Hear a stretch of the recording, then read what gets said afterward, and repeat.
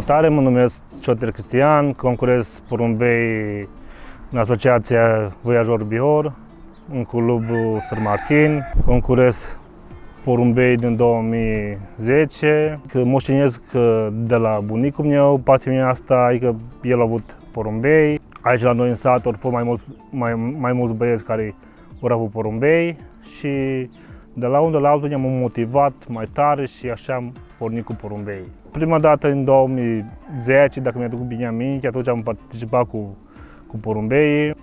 Au fost la început, atunci concuram, nu prea așa tare rezultatele. Mi-era drag să-i văd că vin și mă bucuram când vineau porumbei acasă. Asta mă bucura foarte mult, adică era și o mică rivalitate între noi, între băieți de aici din sat, că până la urmă asta a fost mai mare ambiție între noi și ne-am motivat unul de la altul și așa nu prea știam noi multe tare, dar cu timpul ne-am mai informat și ne-am axat pe porumbei mai buni, am adus porumbei din mai multe părți. Am porumbei care provin și de la Ursusan Călin, un om deosebit, un om jos pălărie, om care mi-a dat sfaturi multe. Am porumbei care provin și de la Șanta Nelu. Am porumbei foarte buni care mă ajută foarte mult. Am porumbei care provin de la Vancea Flaviu, care un mascul foarte bun, reproducător, cu orice am băgat, mi-a dat porumbei foarte buni, porumbei care mi-au venit bine. Mi-a dat o femeie care mi-a făcut de 2 ori locul 1, echipă. Am avut un mascul care la câteva puncte, dacă făcea ultimul demifond cu câteva puncte bune, avea șansă să iei 2 cupe. Pe mine mă bucură foarte mult când aștept porumbei. Momentul când vin porumbei, atunci e bucuria maximă. Atunci mă bucur de momentul acela că, nu știu, parcă ceva te motivează, te pregătești mai mult și mai mult. Și până la urmă asta e esențial, să te bucuri de sosiri, să te bucuri de porumbei și momentul când porumbei e sănătoși și bine și tu te bucuri de ei și porumbei vor veni, vor face rezultate. Cei mai buni porumbei a mei sunt din porumbei de Luvancea, pe general mă refer. Eu concurez și pe maraton.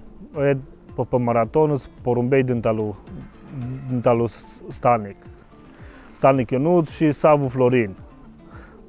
E o combinație care am o femeie 212, femeia care și-a adus cupa locul 2 maraton 2024.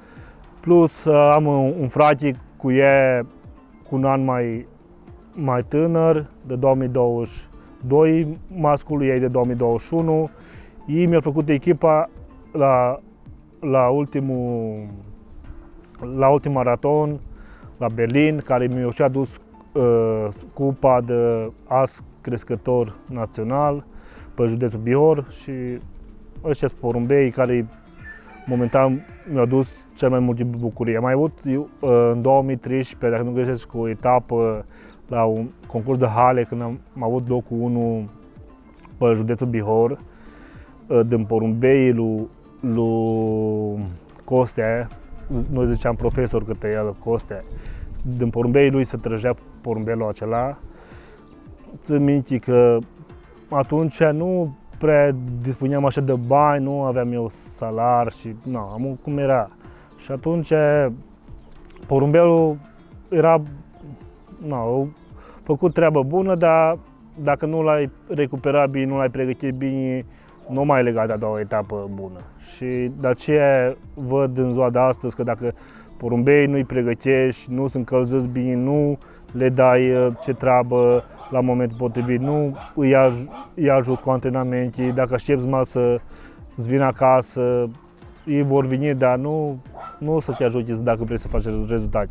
Dacă vrei să faci rezultate, în primul rând trebuie să te ocupi, să te dedici, să ai timp după ei, să le oferi timp, să îi analizezi, să vezi la ce etapă se lovește un porumbel, la ce etapă îți concurează mai bine, când ar trebui să-l motivez mai tare și niște lucruri care contează, care de aceea de multe ori unii iau cupii că sunt mai experimentați în treaba asta și unii care încă nu au experiența necesară, de aceea probabil că nici nu ajung la rezultat, adică nu știi să-i pregătească în ultimul moment și contează foarte mult fiecare etapă, că fiecare etapă contează, fiecare punct e necesar.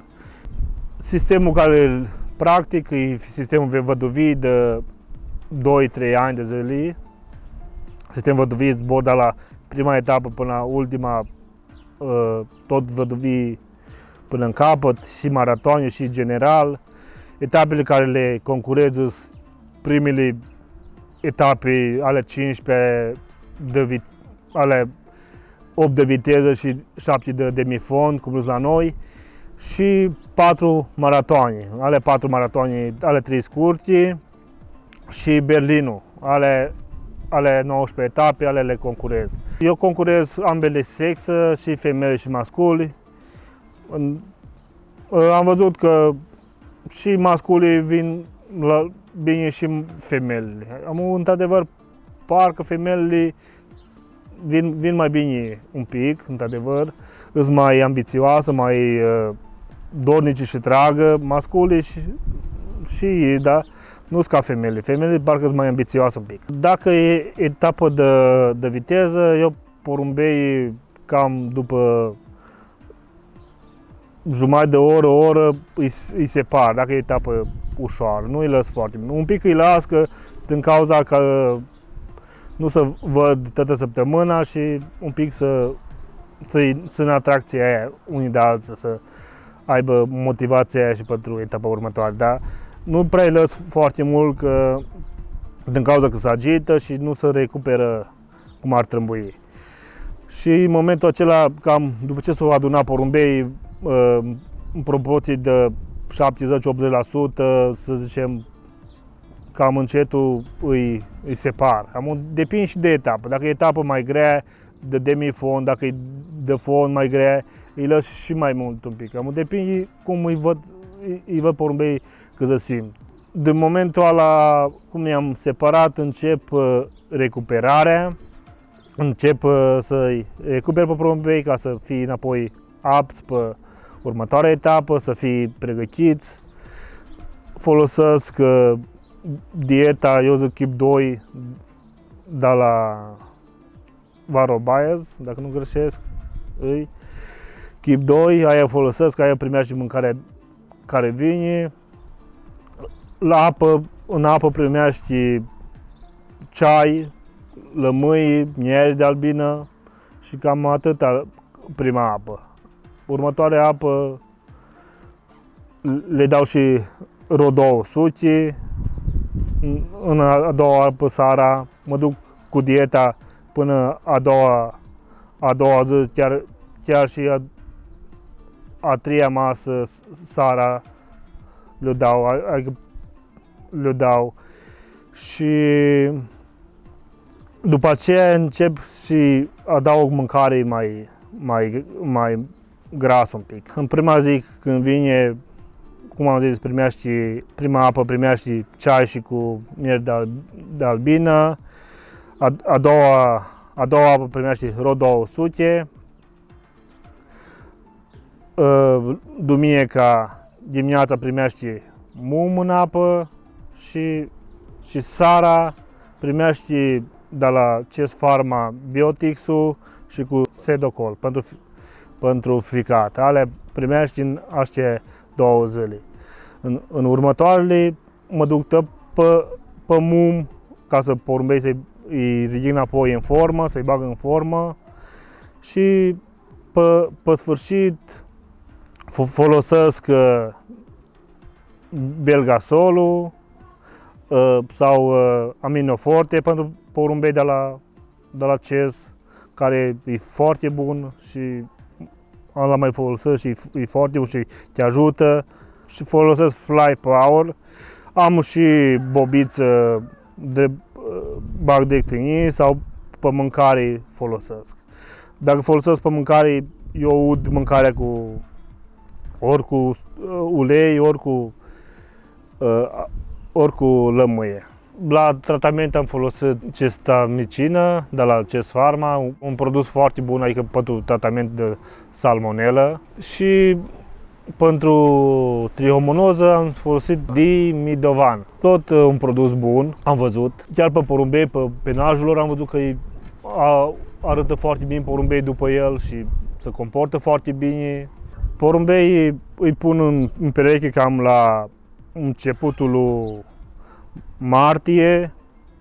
Mă interesează ca să îmi calculez timpul când îi separ să fie la 2 săptămâni înainte de prima etapă, ca să puii care îi scoate, eu nu țin pui după ei, dar lăs pui să-i crească cam de până în 10 zile, după aceea îi iau, îi dau la cineva și calculez așa timpul, dacă cum începe mai repede cu o săptămână și ceva, 2 săptămâni concursului, îmi calculez timpul ca să fie 2 săptămâni de la văduvii până la prima etapă.